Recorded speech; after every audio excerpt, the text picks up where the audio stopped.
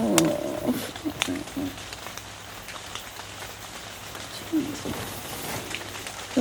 4:15. Good morning. Oh, what?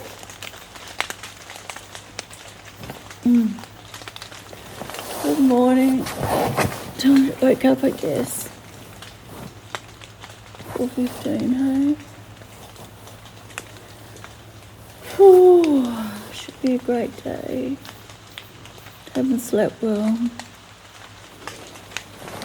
Been raining all night. Oh, anyway, time to get up, get moving.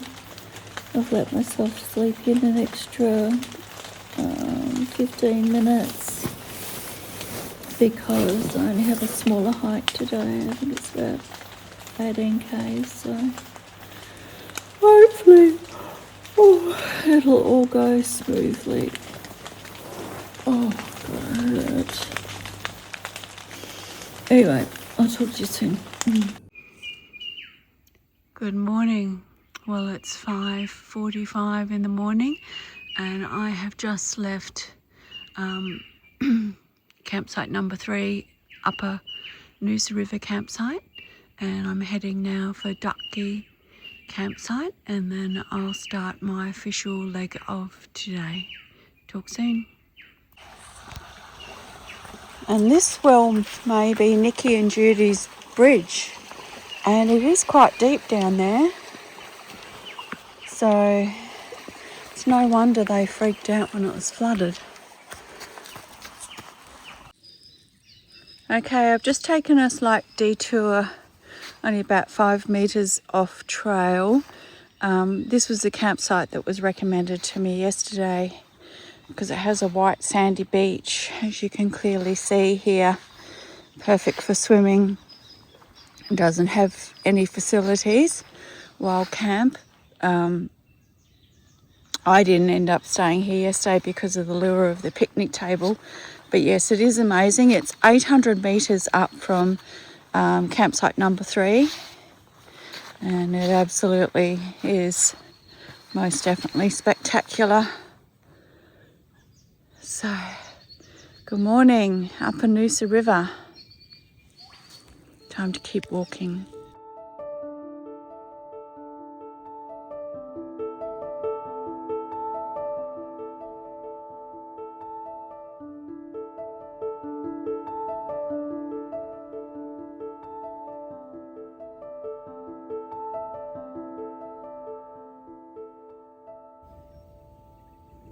There sure are some lovely views over the Upper Noosa River. We're in Scribbly Gum territory as well now. It's awesome. We're on second thoughts. It might have been this one with Nikki and Judy. It's a bit hard to tell. It did look like the other one though. Nikki from Gnarly Adventures. I'm actually really excited for my girlfriend at the moment because the same day that I started the Cooloola Great Walk, she started the southwest coast path in England. A long distance hike, doing it solo for about 1,000 kilometres. It's also known as the Salt Path. So yes, I'm immensely proud of her and I can't wait to watch her videos. So we've been chatting a bit because we've both had some signal. So it's really cool that we're both doing something, although mine's only tiny compared to hers. But Nikki, I love you. It's been really beautiful walking here, knowing you and Judy walk these footsteps. There's something really special about that.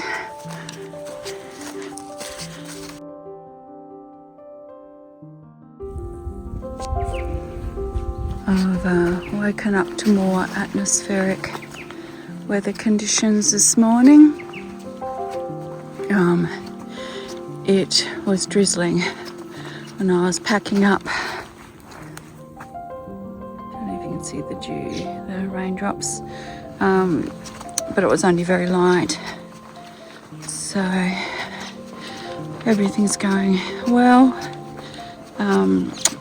Didn't sleep well last night because of chronic pain in my lower back, and then I also had pain in my hips, knees and ankles due to all the soft sand last night. Yes, it is starting to rain now.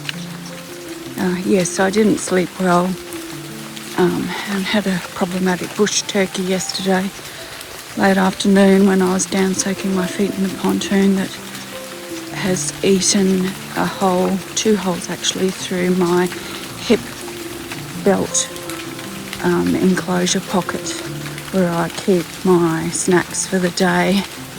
So I'll be having to fix that with some alcohol wipes and tenacious tape. But yes, the rain's coming down a little bit more heavily now, so never mind.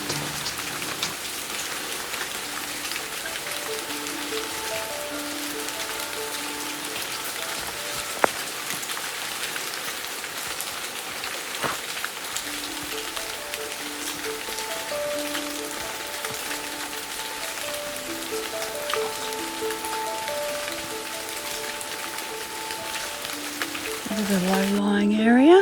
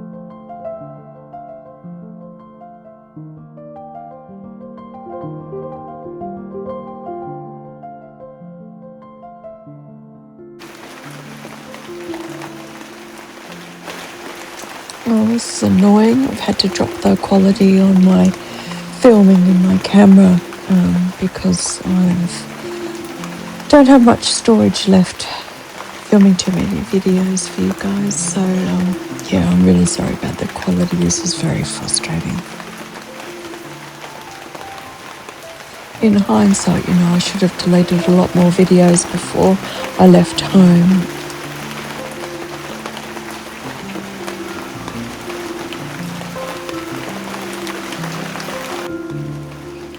Oh dear, just reached the ruins of Ramsay's hut. Going to sound grumpy here, but I just don't understand why they leave all this in the bush. It's not like it's really ruins, it's just rubbish.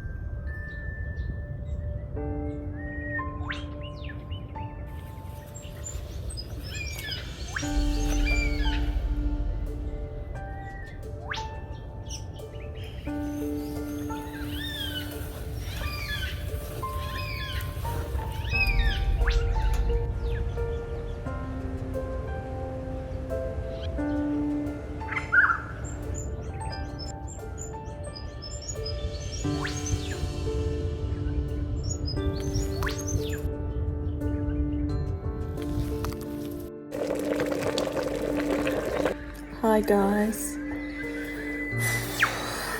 Hi from, oh goodness, what campsite am I?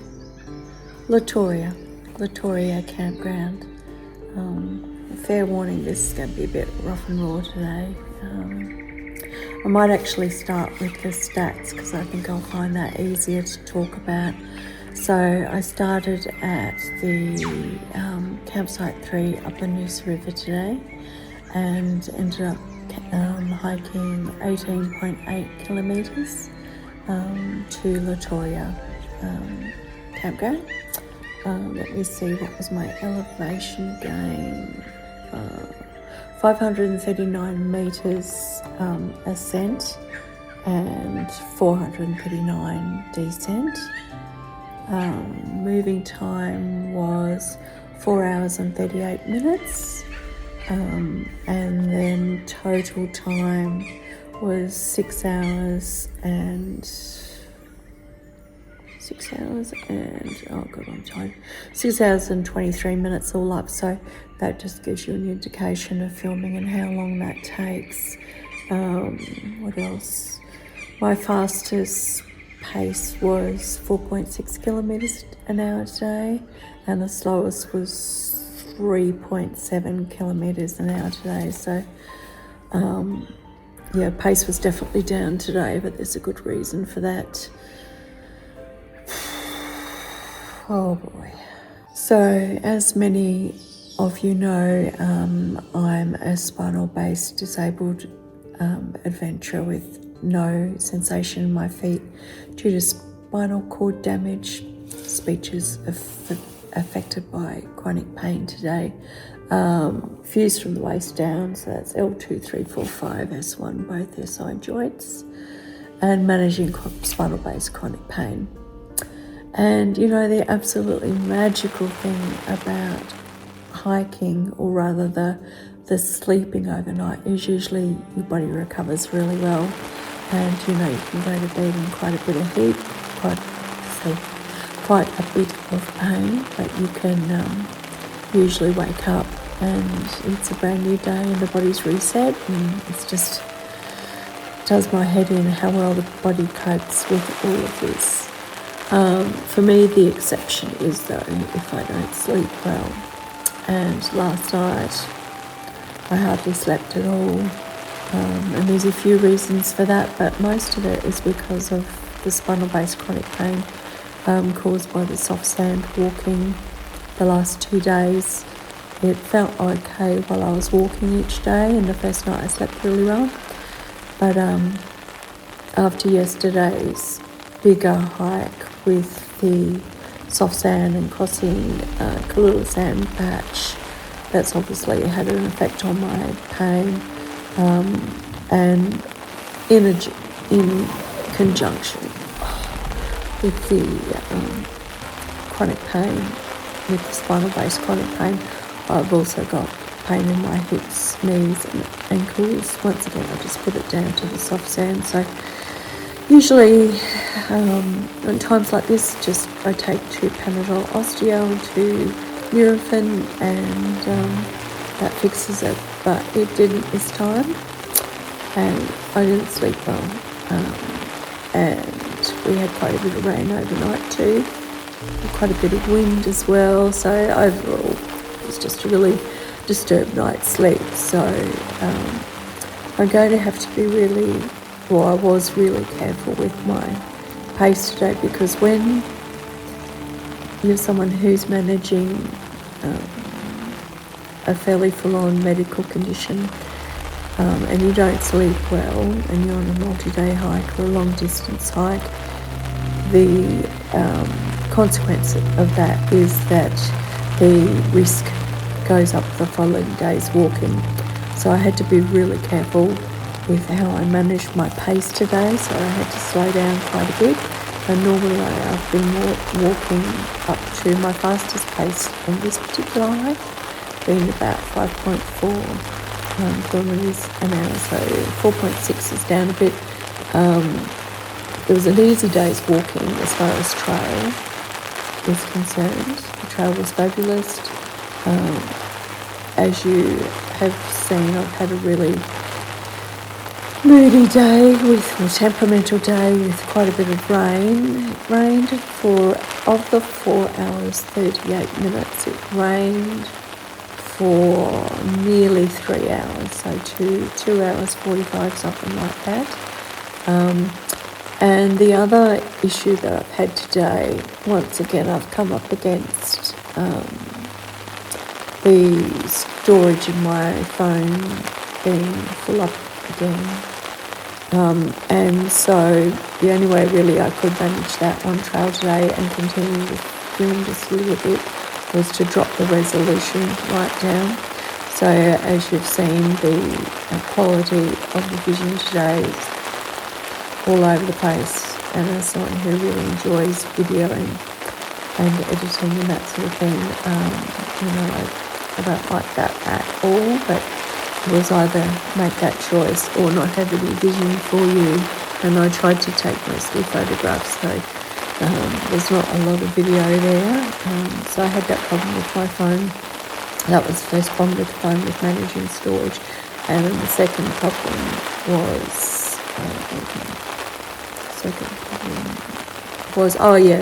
phone got water affected because of the rain, because it was pretty heavy at times. So we're managing those two couple of things. And then I suppose the third thing was that, as usual, I'm finding it really hard from a mobility point of view getting in and out of my tent. And so actually that was the reason why in the end, despite the campsite 4 on the Upper Noosa River looked absolutely amazing with the white sandy beach, would love to go in swimming there or at least soaking in the water. It didn't have any facilities at all, so I was kind of torn, because I really, from a filmmaking perspective and from a visual experience perspective, how I would experience it, I would have preferred to camp at that one. But campsite 3 has the toilet, has picnic tables, logs to sit on, all that sort of stuff, all of the facilities you could possibly want, water tank and everything. So in the end, because I was in a lot of pain, I decided to stay there last night. And it was the right decision to make, for sure. But yeah, I'm finding it, I found it hard today setting up camp. I was lucky I had about, once I got to camp, I had about, maybe nearly 2 hours of quite good weather where the sun came out, and so I raced around trying to dry my gear, dry my clothes, that sort of thing. But it's going to be putting on wet clothes day in the morning, which no one enjoys doing, but it's part of the experience when you're doing a multi-day hike or a long distance hike, you're always going to get variable weather. So anyway, a bit of a tougher day today. I'm just hoping, like anything, that I'll sleep really well, because tomorrow I haven't decided whether I'm just going to walk as far as Litoria Walkers Camp, or whether, if weather permits, I really want to do the bigger day, which means camping at fresh water. So if I make that choice, it'll be a 27-ish kilometre day, and then my day 5, I will be hiking along the beach to Double Island Point, up over, stopping at the lighthouse, going down the lagoon area on the side, and then hiking back up into the cliffs above the coloured sands at Rainbow Beach to then rejoin the standard route. So we'll see what the weather brings for tomorrow. I got a weather report from my husband, and he said the weather's supposed to be not so good tomorrow, but improved the following day. So, well, yeah, 2 more days. We'll see how we go. I'll get another report tomorrow before I make that decision. But anyway, I'm waffling on. It's taking too long. Thanks for watching, everyone. And yeah, sorry, this is all over the place. See you in the morning. Bye for now.